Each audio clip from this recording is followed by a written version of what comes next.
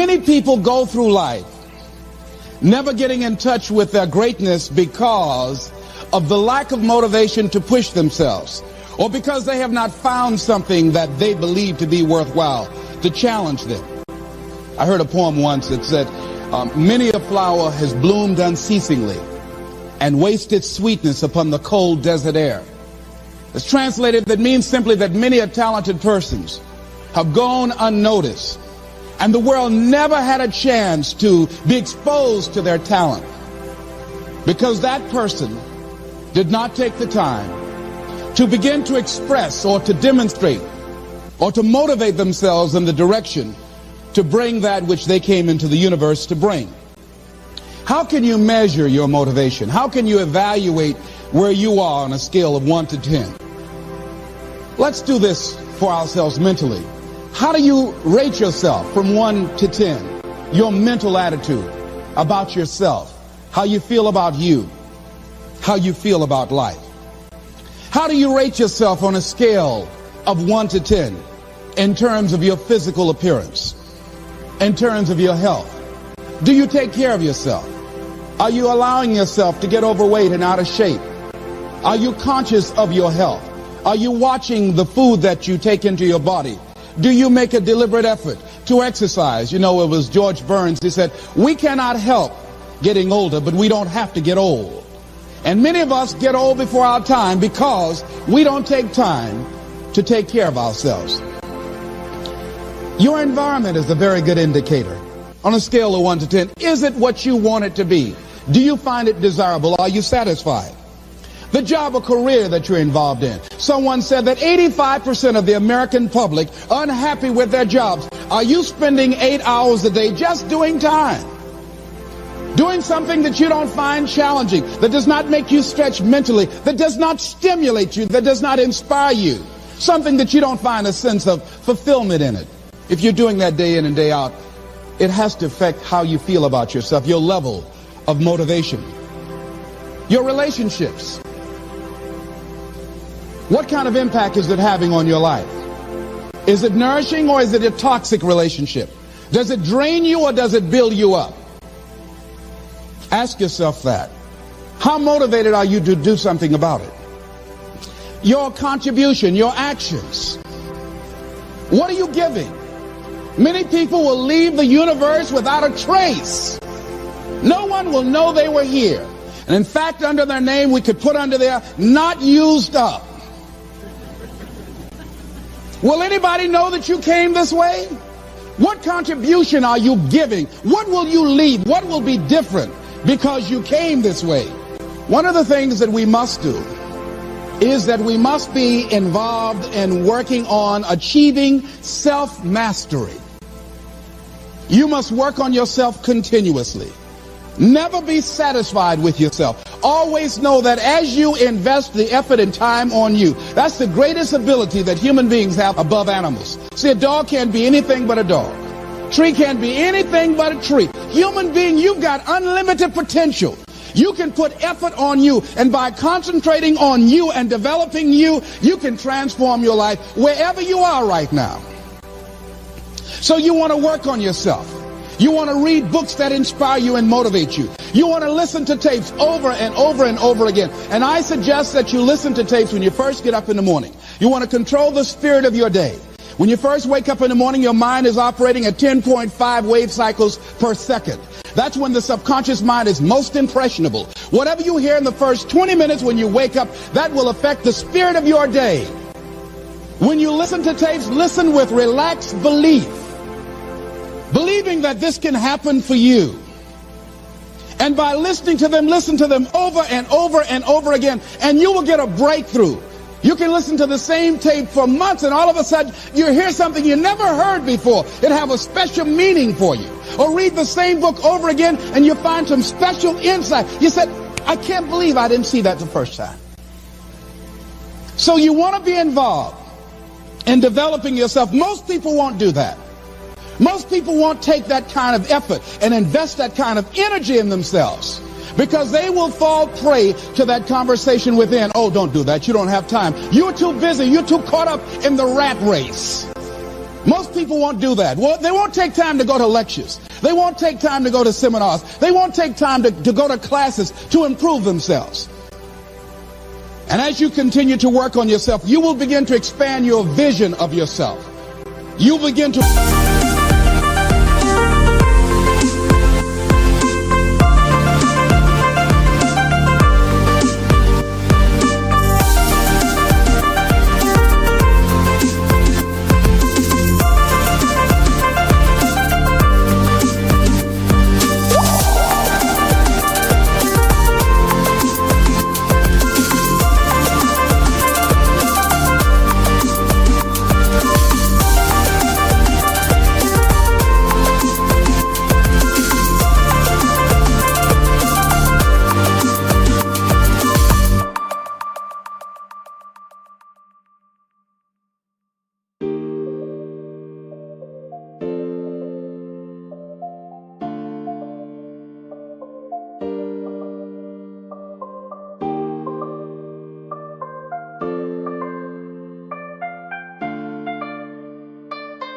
work towards self-mastery, and you will begin to see it reflect itself in all the dimensions of your life, your mental life, your physical life, your social life, in your relationships, your monetary life.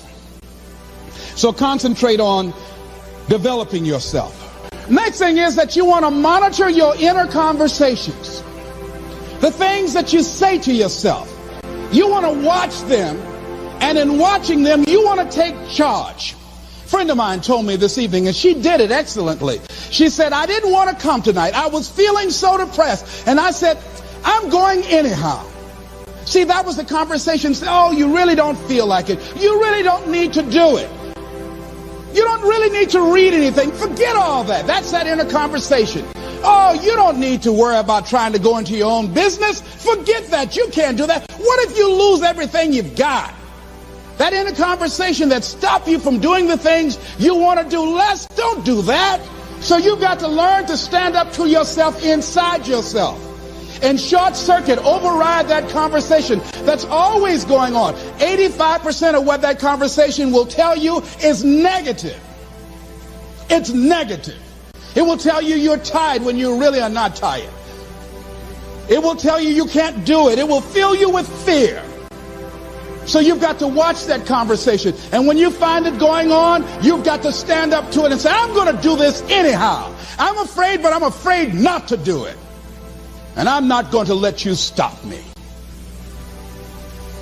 The next thing that is a key to self-motivation is that you've got to ask yourself, what do I want out of life? What do you want out of life? What do you want out of a job? What do you want out of a career? What do you want out of a relationship? What do you want? What gives you your life? How will you know when you got it? What will make you happy? You need to know. You need to start asking yourself some questions. What do I really, really, truly want? And you need to be exact about that. Don't be vague. Oh, I just want to be happy. That's too vague. What will make you happy? How will you know when you got it? Zero in on it. Be exact. Be specific. And as you do that, that will stimulate that superconscious mind, or the reticular activating system of your mind, that